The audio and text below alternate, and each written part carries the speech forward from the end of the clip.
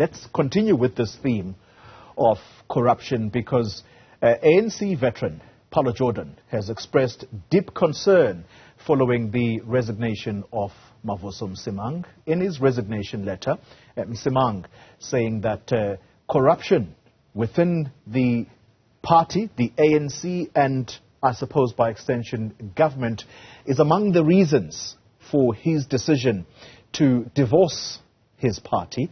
And Jordan is a veteran of the ANC. He joins us now to reflect on exactly what happened yesterday, and perhaps we may just pick up on what the Deputy President has had to say. It's an honor to have you and to discuss this, Mr. Jordan. Let me begin my conversation with giving you, firstly, the opportunity to give us your thoughts on the back of Mr. Mavuso Msimang's resignation from a party that he has called a political home for more than 6 decades. Yes, good morning.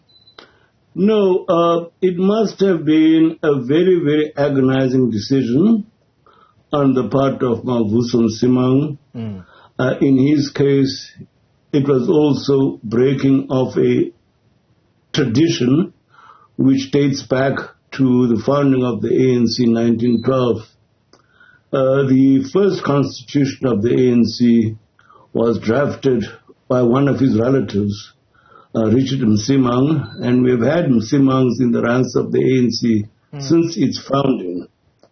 So it must have been a very, very, very agonizing decision for him. One finds oneself in those spaces sometimes during one's political biography, when events that you have very little control over, and sometimes events that you have some control over, seem to overwhelm you. And you step back, perhaps to gain a little bit more perspective. Yeah. And I think this is what has happened in this case. Is that something that you, as you say, you think about? Is that something that perhaps you think could be afoot for a number of ANC veterans? Because at least one of the newspapers today making that very suggestion that this could possibly be a precipitation of things to come. No, I don't think it's that. You see, at the end of the day, one finds oneself in a position where you're saying that the movement, as Mavuso has said, is in the hands of people who are thoroughly corrupt and who have now, I think he even used the term, affecting its DNA. Yes. Now, in an instance like that, yes, you may in frustration and anger walk away. I have had moments like that. But at the end of the day, what has always decided the course I take was the realization that leaving the movement is not going to help, because you are then leaving it in the hands of precisely the people who say are destroying it. So leaving the movement is leaving the movement in the untender hands of the corrupt. The real alternative, I've always thought, was stay and fight to get rid of the corrupt elements. Yeah. Now, other people might see it differently, but that's the way I've always seen it. Well, I'm going to drill deeper here and ask you the question. What did you make of the man who leads this party right now, President Cyril Ramaphosa, who reacted to this resignation yesterday? He was in the Free State and he used the word regrettable, but also quick to remind that the ANC is a voluntary organization. No, of course, it's a voluntary organization. And Mavuso and I both joined it. I imagine at around the same time, because in age we're very close. We were the generation who lived through, the rise of the National Party in office. I think we all began our schooling in around 1948, 47, 48. And Sharpeville for us was the great watershed. So it's true, we all joined it voluntarily. And it is regrettable that things have come to the point where someone like Mavuso Msimang feels he can no longer stay in the ANC.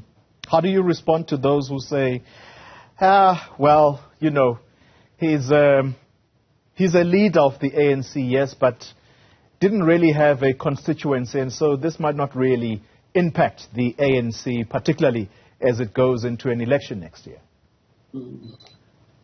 Well, I don't know about that, about him having a constituency or not having a constituency. What I do know is that Mavuso Msimang has an impressive track record within the ANC. Now, whether that then translates into a constituency within the ANC, one couldn't tell. I don't think he's ever contested elections in the ANC, so one can't weigh that. So let's talk about some of his reasons for taking this massive step. He cries about endemic corruption. And I suppose that is also linked to the poor state of governance, which he then concludes that this has condemned millions of South Africans. In fact, he puts a figure of 4 million of people whom he says live in shacks today, never mind those whose dignity has been completely stripped, having been reduced to beggars on the streets. Do you think that the party, the ANC, has the capacity to reverse this record, or is it a little too late?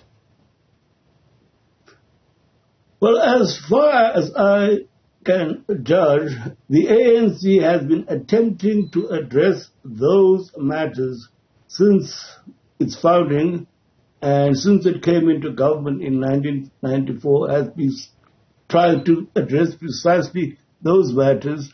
The terrible housing conditions of our people, the terrible economic situation of our people, the situation of the South African economy.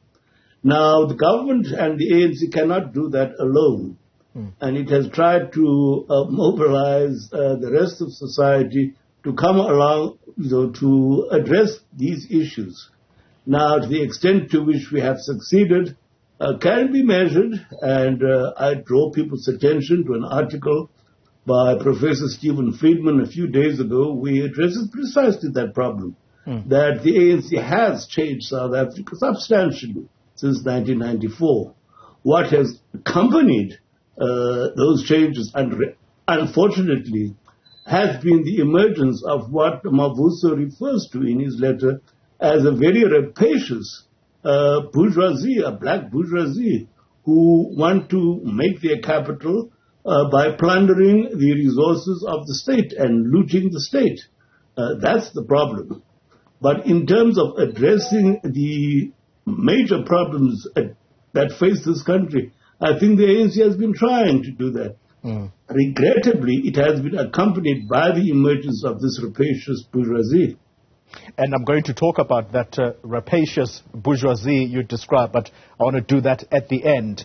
Let's stick for a moment with the ANC's record in government, because the deputy president of the country, who doubles up as deputy of the ANC, has just spoken on the occasion of the International Anti-Corruption Day, and he says a possible cure for immorality, which includes corruption, is professionalism. My question to you is, public office must and should be occupied by people who are honest. In your view, do we still have many of those within the ranks of the ANC? I would not stay in the ranks of the ANC if I thought that the ANC's body politic was thoroughly corrupted. There are lots of very honest people in the ANC. And as I say, what is regrettable is that the ANC's period of political office coincides and perhaps has facilitated the emergence of this rapacious bourgeoisie. We must remember, when we talk about these things, that before 1994, if you were an African, you were not allowed to own property in South Africa. You were only allowed to own, if at all, property in a homeland. So when all those sorts of things changed, many people thought that, well, here's my chance, and they wanted to grab it. Now, others grabbed it honestly, others grabbed it dishonestly. But it is the changes that were brought about in 1994 that made it possible for this rapacious bourgeoisie to emerge. It doesn't mean that that was the objective of the ANC, but the conditions that were created by the arrival of democracy also created the space for its emergence. Yeah.